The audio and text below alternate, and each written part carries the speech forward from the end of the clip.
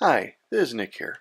The other day I was going through some stuff on Reddit and saw a few people they were talking about how they were trying to learn programming and how hard it was, and just it was way less fun than they thought it was going to be. So it's something that I've run across many times, uh, not only in personal development but in my IT career and with my family, specifically with my son. My son started a new language this year. He's learning Spanish for the first time. And it's something that I really thought this was a great example of starting something very new, very different, that is just plain hard and can quickly lose the excitement of doing it. Now, first of all new things are hard. It's just simply a fact of life. When we start something new, we suck at it. You are not going to be good coming out of the box. This is because you're learning. You're not going to be an instant master. It takes sometimes years before you actually get really good at something, especially if it's something complex,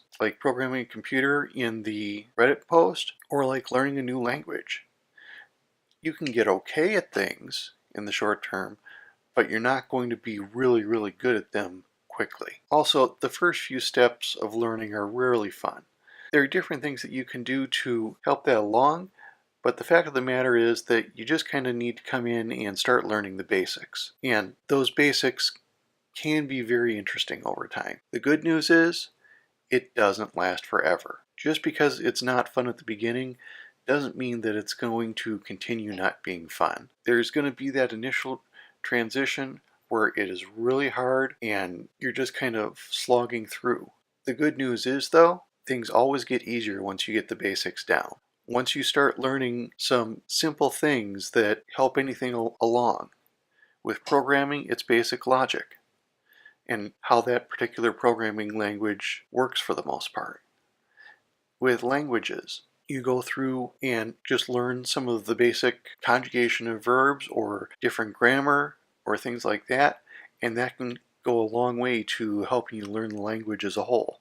As you get better, it gets to be more fun to do, and this is really the case. I'm someone who, even though my IT career doesn't go around programming very much, I've learned enough to be able to troubleshoot different scripts and programs so that I can go in and just take a look and see if there's any problems in there. I find it fun to go in and just basically try to find those problems. Same thing with a language. The more you pick up in the language, the more that you can really understand what's going on. I'm currently learning Japanese, and it's something that the more I'm learning, the more I'm starting to enjoy it because I'm being able to understand more and not just get bits and pieces, but I'm getting sentences and conversations now. So it's becoming easier, it's becoming more fun. Lastly, style matters. Once you start getting some of the basics down, you start being able to add your own style to things. You're going to have your own accent in words, you're going to have your own programming style. There might be some basics that you follow, but once you are able to start making it your own more, it does start getting more interesting and more fun and less of just a hassle. Now, there are things that you can do to make the painful part go quicker. The very first thing is to eat the elephant. I'm sure that we've all heard the phrase, how do you eat an elephant? One bite at a time. And that's exactly what you need to do here. Don't try to do it all at once. If you try to learn an entire language, if you try to do anything new and try to be an expert at it immediately, it's not going to happen. You're going to fail miserably. Know that you have to do it in bite-sized steps that you can handle. Realize that it's going to still take some time. Because we learn in bite-sized steps, it's going to take time to get through all the steps. I mean, think about it. For most languages, kids learn them as they grow up, and it's something that any new language is going to take months and years to acquire. Same thing with programming skill, same thing with any other skill. You can learn the basics, but that mastery takes time. So to get the full breadth of something, it's going to take time. Having a plan helps. It really does. If you can set yourself up with an idea of you're going to do A, B, and C to help you learn whatever skill you're going for, you're going to be in a lot better position than you would be if you just went at it randomly. That's why courses work out so well for most people, because the courses already have that systematic thing in place to help you learn that much better. They have that plan there already. Now you can either use somebody else's plan, like taking a course, or you can work and develop your own plan. It's something that you can get out and figure out which way you want to do it, and either using your own plan or using somebody else's plan, you can make the whole process go a lot quicker and a lot smoother. You also have to be consistent. The number one rule in learning anything is do it on a regular basis.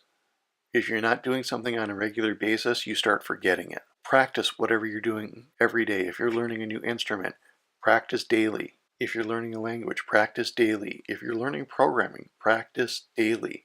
Do it every day, even if it's just for 10 or 15 minutes, and it will help the learning process immensely. Ask for help.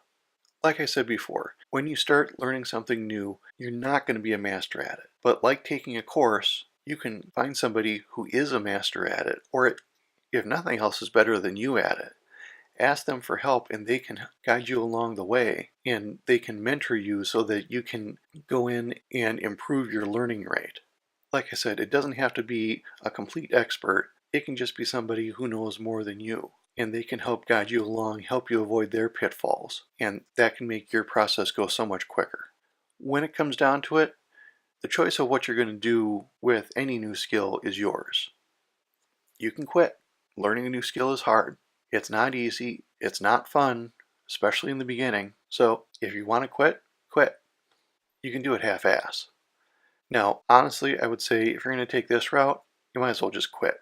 Save yourself the effort, because you might learn a little bit, but it's not going to be really worth much, and you're not going to be able to do much with that skill. You're more wasting your time and not wanting to admit to yourself that you want to quit. You can give a good effort for it. You do this, you can be consistent with it, put some time in, and you are going to progress. It's going to be something that maybe it's a little bit more in a hobbyist fashion, that you just kind of do it, but you are actually putting some decent effort into it. Maybe you take a class. There's all sorts of ways to give good effort on things. Lastly, you can go all out. You can go for total immersion, that all of your free time is dedicated to learning this skill. The more you work on something, the quicker you're going to learn it. The more you immerse yourself in it, the quicker you're going to learn it. So if you go all out and put all your focus on learning this new skill, language, programming, whatever it is, you're going to learn it a lot quicker if you can have that focus and dedication to it. So what are you going to do?